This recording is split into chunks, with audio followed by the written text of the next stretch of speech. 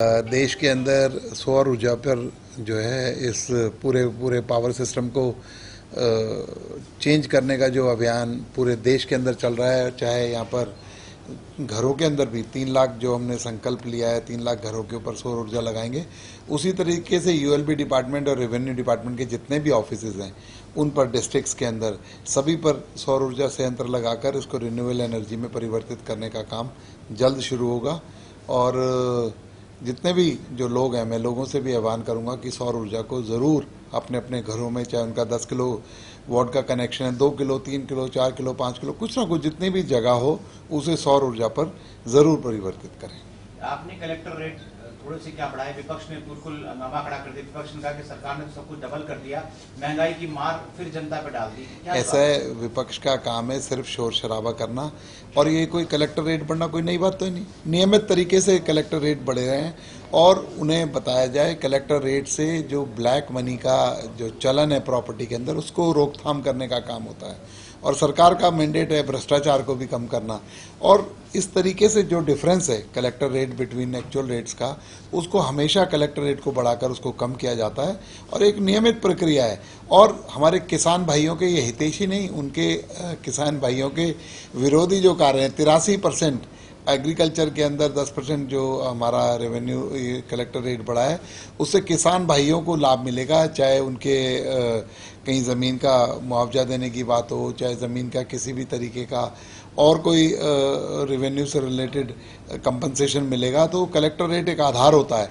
तो collector rate बढ़ेगा तो उन 83% लोगों को फायदा मिलेगा। पता नहीं विपक्ष क्यों किस वजह से बात कर रहा है, लेकिन मुद्दा विहीन है विपक्ष, तो इसलिए कोई ना कोई स्लोगन चाहिए, चलो भाई कलेक्टर रेट को उठा लेते हैं। अदरवाइज कलेक्टर रेट का कुछ ऐसी बात नहीं। एक नई पहल करने जा रहे हैं नारायणगढ़ तहसील से, कुछ ऑनलाइन, क्या है पूरी प्रक्रिया, तो बता सकते हैं क्या नहीं होता? देखिए, ये ऑनलाइन प्रक्रिया और दूसरा स्मार्ट रजिस्ट्रेशन, इसके लिए सरकार प्रयासरत है। माननीय मुख्यमंत्री जी ने अपने बजट भाषण के अंदर भी बोला था, तो सभी तहसीलों को ऑनलाइन करने का काम और स्मार्ट तहसील बनाने का काम जल्दी एक पायलट शुरू होगा और आप लोगों को उसमें एक बहुत बड़ा परिवर्तन देखने को मिलेगा। स्थानीय निकाय, नगर पालिका, नगर परिषद, नगर निगम में ग्रीवेंसेस के लिए भी कुछ ऑनलाइन सिस्टम शुरू किया जा रहा है कि ताकि एक आम आदमी शिकायत उनके द्वारा आप तक ये रेगुलर है। हाँ, डिस्ट्रिक्ट्स में भी इस तरीके की ऐप्स जो है उनका निर्माण हो रखा है और स्टेट लेवल की भी ऐप बनी हुई है, लेकिन उनको दोबारा रिफर्बिश कराकर उनको पब्लिक के लिए लॉन्च करने का काम हम लोग जल्दी करेंगे, जिससे पब्लिक अपने घर बैठे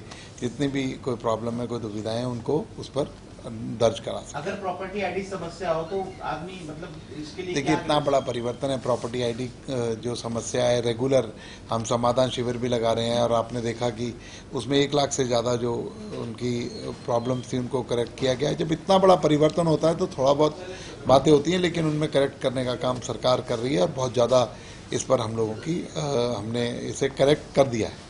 एक से डॉग बाइट्स के मामले काफ़ी आ रहे हैं और खासतौर पर जो एमसी एरियाज हैं वहाँ पर नियम कुछ है लेकिन लागू कोई नहीं हो रहा है।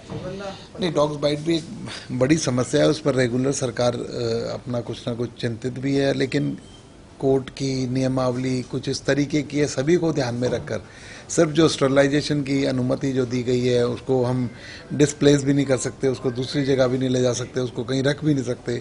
तो इस तरीके के जो नियम कायदे कानून हैं उसके तहत सरकार काम कर रही है और बड़ी तेज़ी से हरियाणा के अंदर जो डॉग स्टरलाइजेशन का काम चल रहा है। लेकिन जो लोग सर कुत्ता पालते हैं उनके लिए भी कुछ नियम हैं, उनको भी पालन नहीं, वो सब मैंने कहा ना, जब स्टरलाइजेशन का काम और चल रहा है, जो नियम कायदे कानून के तहत है उन पर रेगुलर काम चल रहा है और उसमें और तेज़ी लाई जा